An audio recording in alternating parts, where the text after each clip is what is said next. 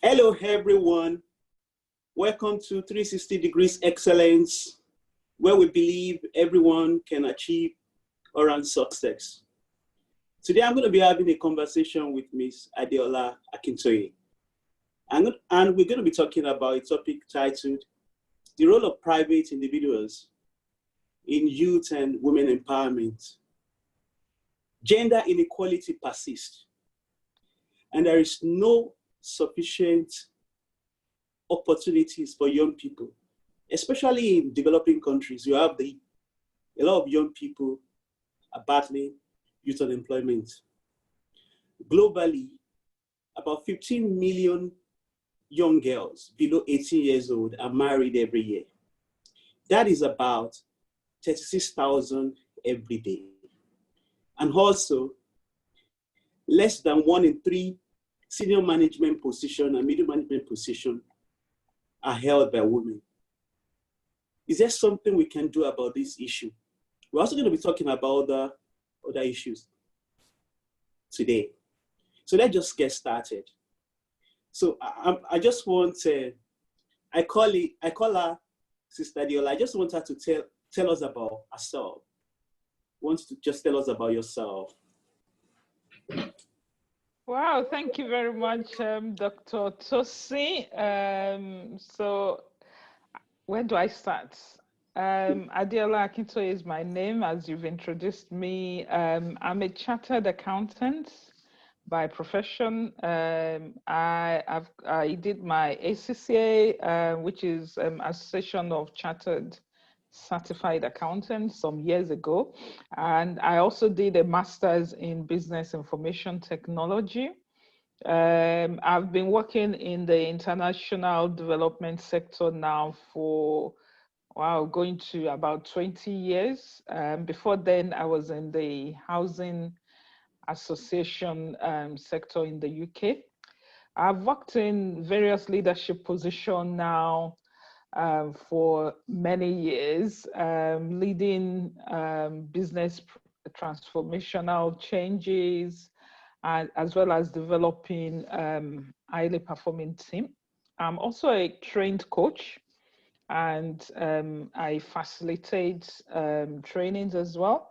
I'm very passionate about developing and empowering people. And this was what has led me to start some of the initiatives that we're going to be talking about in a short while as well.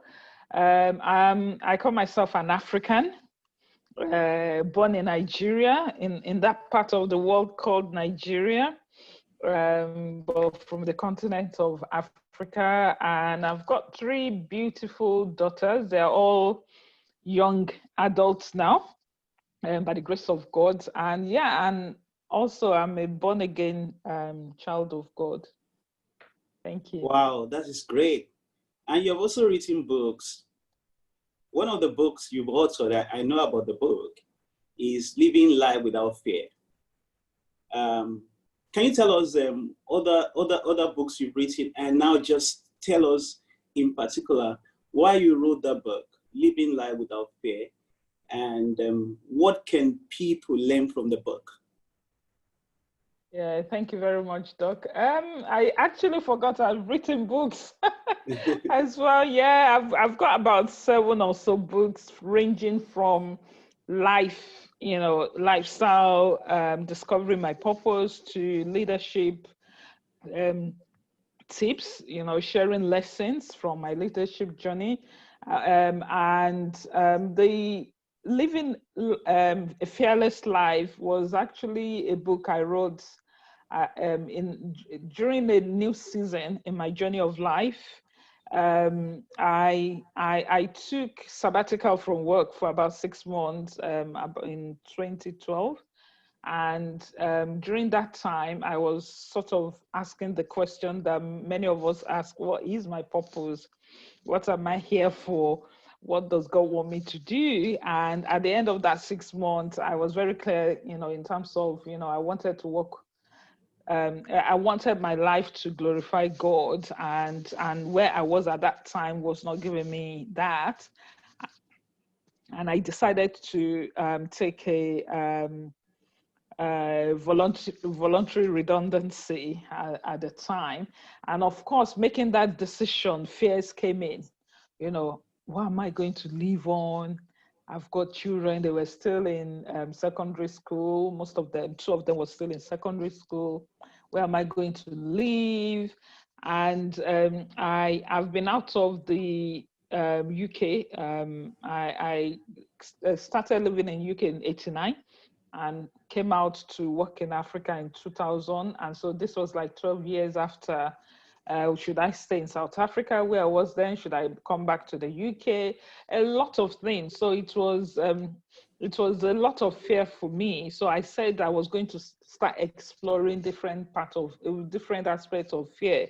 I read the book Fearless by Lucado, and that really inspired me to deep more. So I started exploring, fear of lack of financial resources, fear of loneliness, fear of death. And I started digging deep into the Bible to look at what does the Word of God say concerning the different aspects of fear.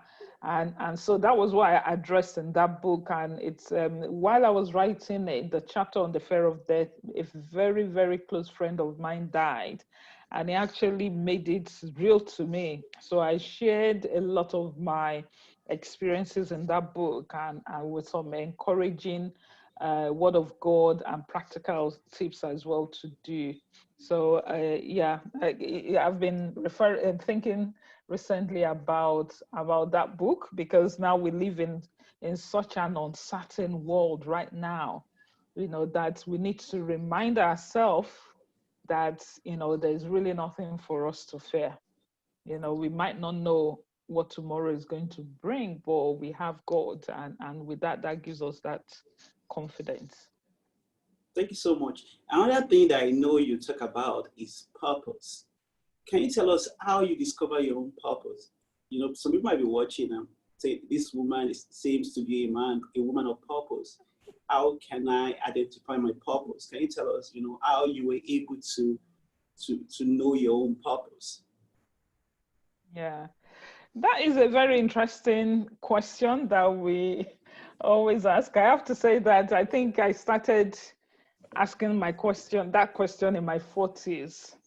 And it's also one of the things that motivates me to work with young people, that I want them to ask the question early on in life, so that they don't, they maximize, all the years that they have.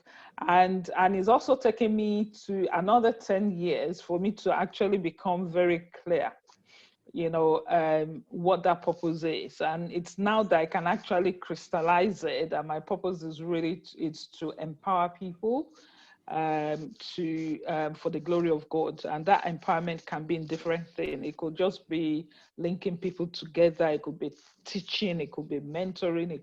It's really about what I'm giving into the life of other people. And it's also very much now focused on Africa. I think I've now been very clear what my area of focus is. But going back to the question, so it's a journey, and it starts with really asking that question. If you start asking that question, that means that there's something missing in that you have identified, whether something happened to you for you to start thinking about that, or it actually comes from inside you in terms of that void. And so once you start asking the question, you then need to I started from what I know.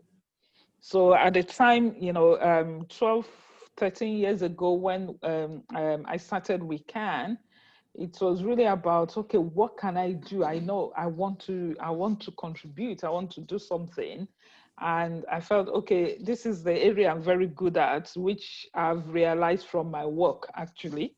It was, in my workplace, things that people actually give me, credit for, give me, even in performance feedback, I get, excellent rating. It was really about how I develop my team, I realized that, I enjoy when I learn something. I want to share it. I want to encourage people to do more, to do different.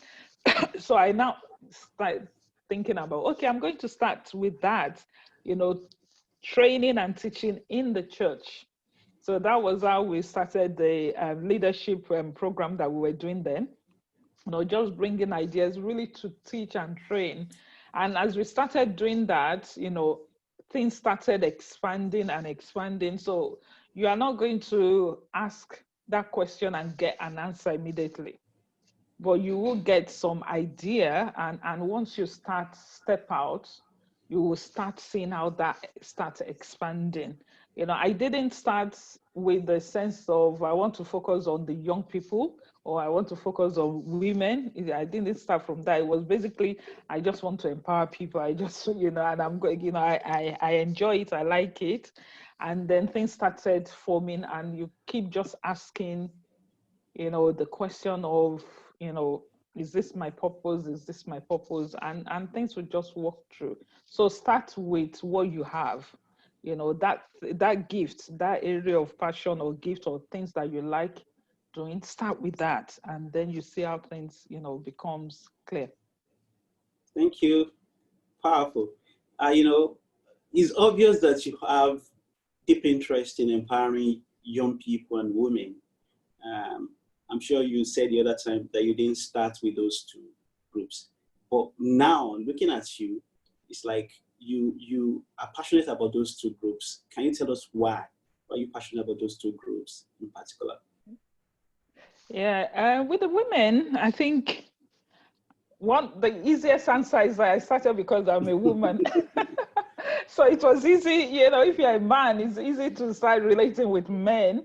And so as a woman, it was easy for me to start relating with women because we share the same, you know, we've got things in common.